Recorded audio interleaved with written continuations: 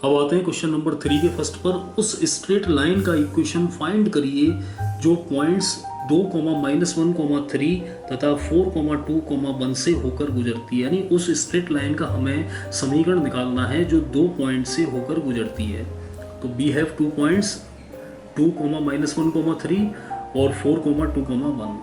We know that 2 point से होकर जाने वाली लाइन का इक्वेशन क्या होता है? x - x1 upon x2 - x1 बराबर y - y1 upon y2 - y1 बराबर z - z1 upon z2 - z1। साफ साफ हमें दे रखा है कि x1 बराबर 2, y1 बराबर -1, z1 बराबर 3 और x2 बराबर 4, y2 बराबर 2, z2 बराबर 1। कहाँ से किया है? ये जो 2 पॉइंट दे रखे हैं यही तो है x1, y1, z1, x2, y2, z2। अब इसके बाद में ये 6 मान हम यहाँ लगा देंगे। Then equation of straight line x - 2 upon 4 - 2 बराबर y + 1 अपॉन 2 + 1 बराबर z - 3 अपॉन 1 - 3। तो ये आ जाएगा x - 2 अपॉन 2 बराबर y + 1 अपॉन 3 बराबर z - 3 अपॉन -2। यही है आंसर। इसके बाद आते हैं क्वेश्चन नंबर 4 पर। स्ट्रेट लाइन x - 2 अपॉन 2 बराबर 2y - 5 अपॉन -3 बराबर z + 1 अपॉन 0 की डीसीज फाइंड करिए।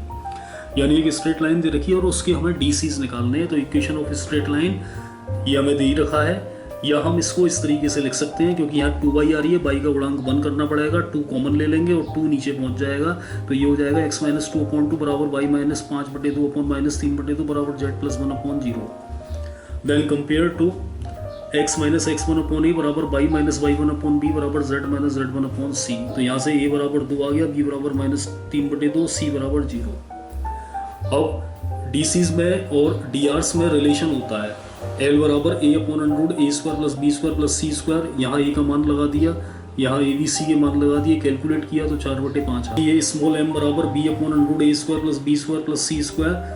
अब यहाँ पर हमने b का मान लगा दिया ऊपर -3/2 और नीचे a b c के मान लगा दिए, कैलकुलेट किया -3/5।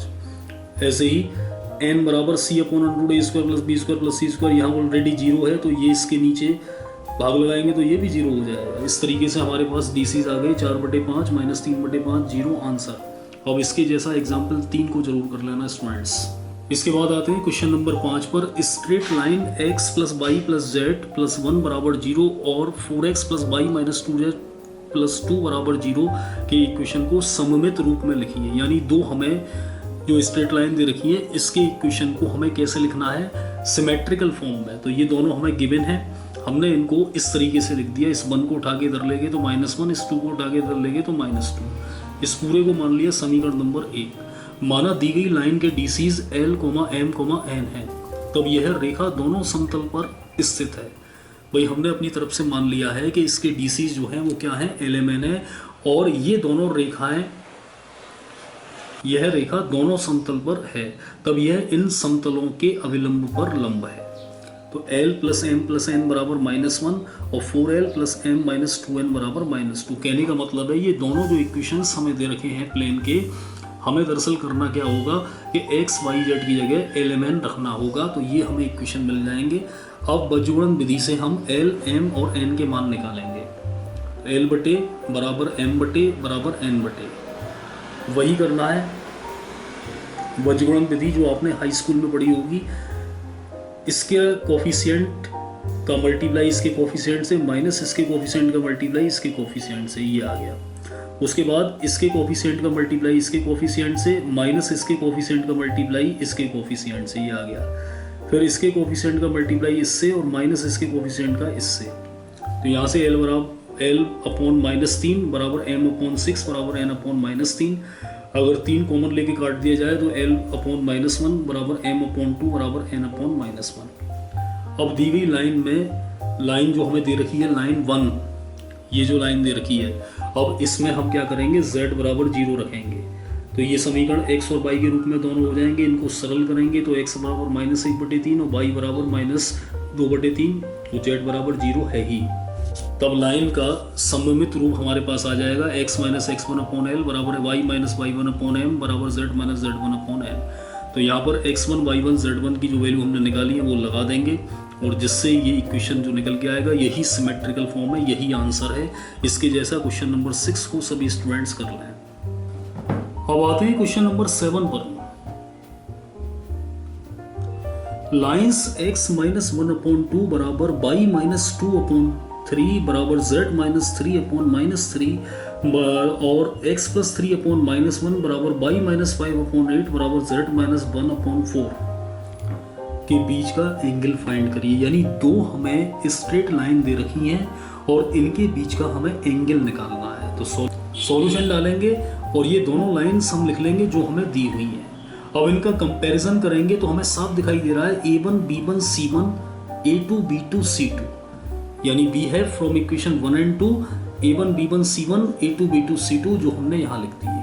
अब हम फॉर्मूला जानते ही हैं, एंगल थीटा बराबर cos inverse a1 a2 plus b1 b2 plus c1 c2 upon under a1 square plus b1 square plus c1 square into under a2 square plus b2 square plus c2 square. ये मान हम इसमें लगा देंगे और लगाने के बाद हम कैलकुलेट करेंगे तो ये आ जाएगा cos इनवर्स 10/9 अंडर रूट 22 और यही हमारा आंसर है। इसके बाद आते हैं क्वेश्चन नंबर 8 पर। उन लाइंस के बीच के एंगल फाइंड कीजिए जिनके DRs 2,3,4 और 3,4,5 है। कहने का मतलब है हमें दो लाइंस के DRs डायरेक्शन रेशियोज दे रखे हैं और हमसे कह रहा है कि उन लाइंस के बीच का एंगल निकालिए। तो हमने गिवन ये दोनों लिख लिए DRs, यहाँ कंपैरिजन किया a1 b1 c1 और यहाँ कंपैरिजन किया a2 b2 c2। Then angle theta बराबर cos inverse a1 a2 plus b1 b2 plus c1 c2 upon under a1 square plus b1 square plus c1 square into under a2 square plus b2 square plus c2 square. ये सभी छह मान हमने यहाँ लगा दिए। इसको कैलकुलेट किया हमने वही सिंपल तरीके से और कैलकुलेट करके हमारा थीटा बराबर आ गया cos इनवर्स 38/5 अंडर रूट 58 और यही है हमारा आंसर। अब इसके जैसा आप एग्जाम्पल 5 को जरूर कर लेना स्टूडेंट। क्वेश्चन नंबर 9 बड़ा अच्छा सवाल है कि सिद्ध कीजिए लाइंस x माइनस 5/7 बराबर y प्लस 2/-5 बराबर z/1 और x/1 बराबर y/2 बराबर z/3 परस्पर लंब है। कहने का मतलब है कि हमें ये सिद्ध करना है कि ये दोनों लाइंस जो हमें दे रखी हैं ये परस्पर लंब हैं, परपेंडिकुलर हैं। तो दोनों को लिख लिया, समीकरण 1 और 2 मान लिया।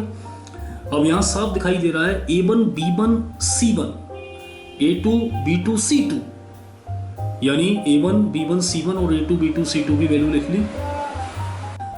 अब then a1 a2 plus b1 b2 plus c1 c2 का मान हमें निकालना है 7 × 1 प्लस 5 माइनस 5 × 2 प्लस 1 × 3 और ये आ गया 0, यानी a1 a2 plus b1 b2 plus c1 c2 बराबर 0 आ गया। तब हम कह सकते हैं कि लाइन 1 और लाइन 2 परस्पर लंब हैं, क्योंकि लंब होने की कंडीशन क्या होती है कि a1 a2 plus b1 b2 plus c1 c2 का मान 0 होना चाहिए और 0 आ गया निकल के, इसलिए ये सिद्ध हो गया प्रूव्ड। अब इसके जैसा आप क्वेश्चन नंबर 10 को जरूर कर लें।